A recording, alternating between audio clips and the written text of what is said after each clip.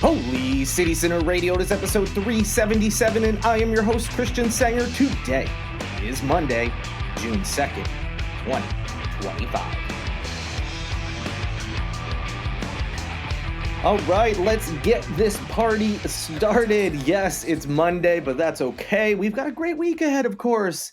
And if you need plans, go to holycitycenter.com/calendar and find all sorts of things going on in town. I've got a lot of things to get you updated on, but first, been pretty quiet around these parts here in Holy City Center land. But I did want to say I've been watching some shows and movies and whatnot, and a couple I wanted to recommend. I think I've talked about this before, but the series Andor, if you're into Star Wars at all, I think you'll love this series. Probably, maybe not. I'm going to go out on a limb. Definitely the most like adult Star Wars property that is out there. It's a little darker, it's a little grimier. It's not like some of the other Star Wars properties. Not saying they're necessarily bad, but some of them are a little bit more family friendly, a little bit more fun, even if the stakes of the characters are high. So anyway, great show. And this new Seth Rogen project called The Studio, which is on Apple Plus. I love it. The cinematography is great. It's hilarious. It's chaotic, like every episode, but in a fun way. Although sometimes I'm like a little stressed out for the characters. I'm like, I just want something to go right for them, because every episode just seems to just be super chaotic and things are going wrong. But basically, it's about a man, Seth Rogen, who becomes the head of a movie studio. And there is someone above him, like a CEO, who's causing him problems periodically and is really in charge. But on the day-to-day, he's like the head of this studio, and he's really proud of it and trying to balance, all these projects in this new role and stuff. It's really, really good. A lot of celebrities have cameos and play, fictionalized versions of themselves, which makes it a lot of fun, too. So I definitely recommend those two. And just wanted to put that out there since I haven't really talked about that kind of stuff. And I know you probably have if you're like me, you have a list a mile long of things to watch. But those are two that I have been enjoying. So anyway, just wanted to talk about that. But now let's get into the latest news. In probably the least surprising story that has ever come out, especially about Nancy Mace, apparently our representative has been directing her staff to create burner accounts to help promote and raise her profile. She also has burner accounts, apparently. We already know the nickname National Nancy that some former staffers gave to her because she just wants attention at all times, constantly. Speaking of, not related to this story, I'm recording this on June 1st, Sunday, first day of the month, and also Pride Month, of course. And you knew she was not going to let this day go without multiple tweets about just anti-trans rhetoric and, how not that being anti-trans is fine, because it's not, of course, but she's tying in Pride Month, which is more than just trans people, and basically denigrating the entire queer community just because she's on this rampage against trans people. So no surprise there that she's spending her day demonizing, a segment of her constituents. But anyway, Mace has, kind of promotes herself as this like tech person. She's been involved in tech companies and claims she's like a coder, according to her staff. And she used some of those skills apparently to set up burner accounts on a variety of social media platforms to monitor what people were saying about her, but also bolster her image and whatever rhetoric, she is trying to get out there. Her former staffers also claimed that they had to create their own burner. So not only did Mace have some that she created for herself to use, she made her staff create burner accounts to defend her online. Most of the staffers are understandably so, are a little afraid of some sort of retaliation, so they didn't, give their names to the story, but one did. This staffer, who I'll mention a little bit, she has been very vocal since leaving Mace's staff, and is not afraid to put her name to her statements. So according to one staffer, they had to make multiple accounts, burner accounts, and go and reply to comments saying things that weren't true, even on Reddit forums. They said that they were, they're congressional staff, and there were actual things that they could be doing to help constituents, but instead they were tasked with things like this. So yes, that's probably the most serious part of the silly story, is that she's got this staff who could be doing things like, helping her create legislation to submit, strategizing about how to get things passed, helping with issues back home in South Carolina that constituents need help with. And instead, they're tasked with being on social media and defending their boss, whether they believe it or not, and just trying to raise her profile. And, because the more responses and interactions that social media posts get, the more likely that they're going to show up on people's feeds. It's just how the algorithm works. And as we've learned, any press is good press for her in her mind. So any way she can raise her profile. So that's that, of course. It's also just sad that she's doing this and so pathetic and totally on brand for her. So this former staffer that has been more than happy to put her name out there is Sydney Long. She used to be Mace's communications director. She, sometimes will put tweets out responding to things that Mace has done. She also responded to Wired, who put this article together, saying that it would be a slap in the face to taxpayers across the country for me to spend time on their dime commenting on my boss's personal life. And that's exactly what Mace had her and others and staffers do as well. These staffers went on in this article to say that Mace once identified as a never Trumper, someone who would never vote for Trump, even though he's a Republican and she's a Republican. We have seen she's done a complete 180 on that and has become his staunchest ally, one of his staunchest allies. And we all know why. It helps her career. She wants to be, get all the trappings of being famous and so on and so forth. And so that's just kind of an aside. That's something we've all known, but it's nice to see a staffer finally say it through a publication, that we all know that she's just full of crap. And whatever's going on with her with everything else. Again, just a sad and pathetic story, one of which is not surprising at all.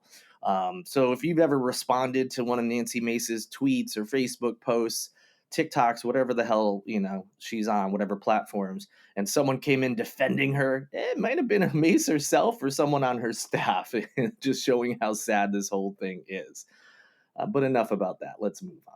Well, from an anti-trans politician to a transphobic incident that occurred on Folly Beach recently, and it's hard not to think some of these things are happening directly as a result of the rhetoric. Now, we all know bigotry and transphobia has existed since trans people have existed, so forever. And that's no surprise. But it does seem people over the last handful of years become more emboldened to say these really horrific things, bigoted things, and even worse scenarios, becoming violent against trans people. And again, it's hard not to think rhetoric like Nancy Mace's is leading to this. So this incident happened on Folly Beach. A 25-year-old resident of South Carolina, a trans man, went viral on TikTok a couple weekends ago, saying that he was accosted in a bar by staff. They were called slurs and were detained by police after using the women's restroom. So the man's name is Lucas Strobel, and he was posting on TikTok, and I did see it back then, but you never know with these TikTok things, what's true, what's not, what's exaggerated, what's not. But this, ends up being reported by The Advocate, and so that's why we're talking about it today. So Lucas says that he had gone to pick up his friend, whose name is Caroline, and also 25 years old, went to go pick her up at the Sand Dollar Social Club on Folly Beach. You may be familiar with it. It's right on Center Street. And so this happened back, actually it was several weekends ago. I thought it was just a couple, but Friday, May 16th was when this occurred. So Luca went to pick up his friend and be the sober ride home. So that's another thing to keep in mind here. Luca claims that they had no drinks at any point during this evening. So after driving out to Folly Beach, Strobel said he stepped inside to use the men's room. However, when they got in there were no stalls, only urinals. And so this wasn't going to work for Luca, who, again, is a trans man. And in their personal journey, this is not something that they were able to do. So at first, an employee warned both Strobel and his friend against entering the bathroom of the, quote, opposite sex. But after a little bit of a back and forth, Strobel said that he believed he had permission to do so. He also said that he and his friend were the only two people in the restroom. So, trans man tries to use the men's room. Can't because it was only urinals. They really have to go to the bathroom, really have to pee. So hey, maybe I can go in the women's room, maybe, but they don't want to upset anybody. And after being warned not to do it, there was some back and forth explaining the situation, and Luca thought they were given the okay by someone who works in that bar to go use the women's restroom. So Luca went in with his friend to the women's restroom to use the bathroom, of course, and entered a stall. Shortly thereafter, a man who claimed to be the bar owner burst into the woman's room and then peered over the stall to look at Strobel as he's using the restroom, and then started screaming about how there's a man in the women's room. Now, again, the only two people in there were Strobel and his friend, and felt like they were given the okay to use this restroom. Lucas says that the owner and another employee then ejected him and his friend from the bar, grabbing and pushing them out as they reportedly called Strobel a bunch of anti-trans slurs. The police were waiting at the door, which is also pretty surprising, that they were already there for whatever reason. So as they're getting kicked out of the bar, the officers are there and then cuffed them both. And Strobel said that he was cuffed so tight that he couldn't even feel his fingers and that he still has a bruise on his knuckle. And then in addition to all this, the arresting officer allegedly kept calling him a little girl. So just if the, again, this is all he said, because the police did not respond to comment, nor did any of the bar owners, which, I think says a little something. But just bravo, Folly Beach police. Like, regardless if, say the owners lied to the police, and so the police are acting based on what they thought to be the truth, at least at first, before getting the other side of the story. Like, just bravo, just being a complete jerk, being a bigot. Like, what? Come on, man. So anyway, as I mentioned, the Sand Dollar Social Club has not responded to requests for comment, and the Folly Beach Public Safety Department did the same. They did not respond to a request for comment. In a follow-up video, Strobel said that he was ultimately released on a $500 bond, and they were charged with trespass notice, barring him from entering the social club, and also issued a ticket for public intoxication and disorderly conduct. His friend reportedly got the same charges, which again, for the friend at least, or for Strobel at least, he had not consumed a single drink. So the whole purpose of him, plus the whole purpose of him being there, was to be the sober ride for his friend. So it's wild that they charged him with public intoxication. He also mentioned multiple times, that he was sober, and even said that he would take a breathalyzer, but he was not issued one. Now, a couple other side notes to the story. There is no state law in South Carolina that prevents a trans man, or any man for that matter, from using the women's room in public accommodations such as a bar. Now, I think the social club is one of those like members clubs where you can pay a membership to be there, and that kind of helps skirt around certain alcohol laws. There's a couple other places around town that are like this, where if you're a member of a bar, it's usually like a pretty small fee that you pay. You come in, and if once 2 a.m. rolls around, if they choose to stay open, they can, that kind of thing. So I don't know if this is considered a private entity, but I don't believe it is, because I think during normal hours they're open to anybody. You don't have to be a member. So in any event, if that does fall under the public, accommodations definition, uh, there is no law. They didn't break any law. Now, businesses, of course, can always deny service and all that kind of thing. And sure, I get all that. But there's many problems here. Obviously, the bigoted, transphobic comments and actions by both the bar and the police, all alleged, of course, huge problems. The fact that Luca tried to do the right thing by discussing the problem, and then felt like they were given an okay by an employee, only for the owner of the bar to burst into the bathroom and then peer over the stall. The thing that all these people claim they're so concerned about with specifically trans women, is usually what they're all concerned about. This guy bursts into the women's room and looks over the stall. I mean, doing the thing that they claim they're so afraid that a trans woman is going to do. Just unreal. In addition to all that, Strobel, trans man, which means they were signed female at birth. So they ended up doing what many conservative lawmakers, conservative people, or anyone who has any issues with trans people, he was doing the thing that they always say they should be doing. The whole thing is trans women shouldn't use the women's room. They need to use the men's room because they were assigned male at birth. So the opposite of that, of course, would be that a trans man who is someone that was assigned female at birth should be using the women's room. And that's exactly what Luca did. So they did the thing that these types of folks always say that they need to do.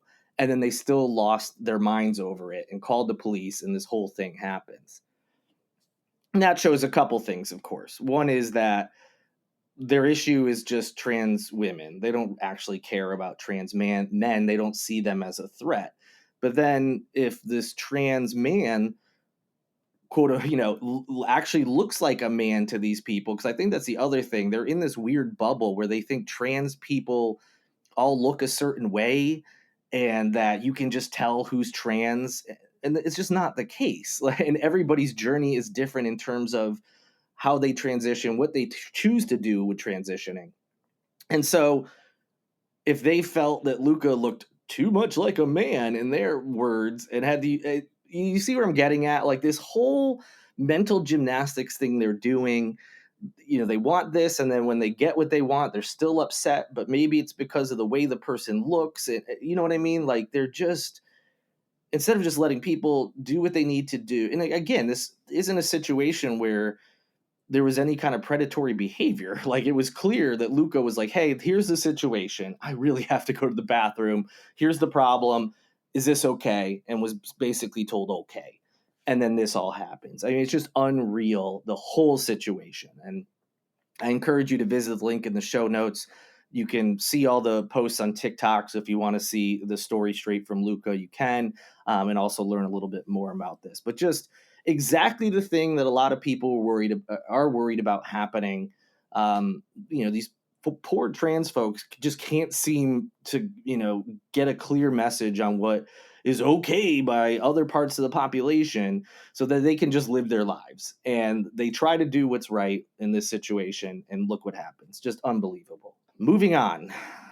State Representative Brandon Guffey, who is a Republican from York, openly spoke on the House floor this past Wednesday about a fellow state representative being under investigation for child sex crimes.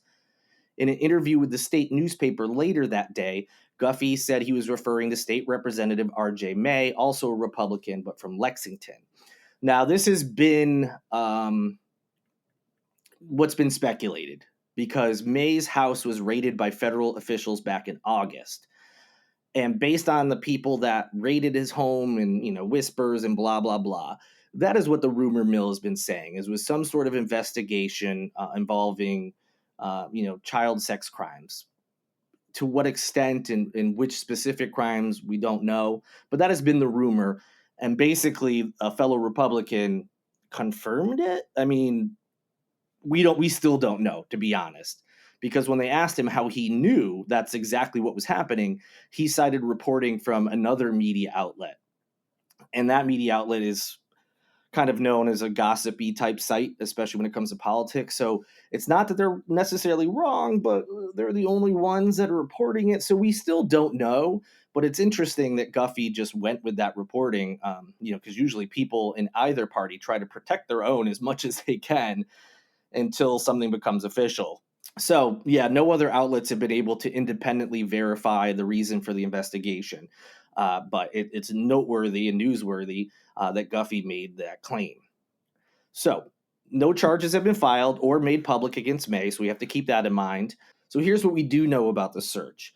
It was carried out by agents from the Homeland Security Investigations Unit, which is a law enforcement agency within the Department of Homeland Security that investigates drug and weapons smuggling, cyber and financial crimes, and child exploitation and human trafficking. So that's where this rumor mill started. Now, it very well could be one of the other things: weapons smuggling, cyber crimes that aren't, involving children, financial crimes, etc. So we don't know for sure, but because that group was involved, that's where this rumor mill started kind of kicking up.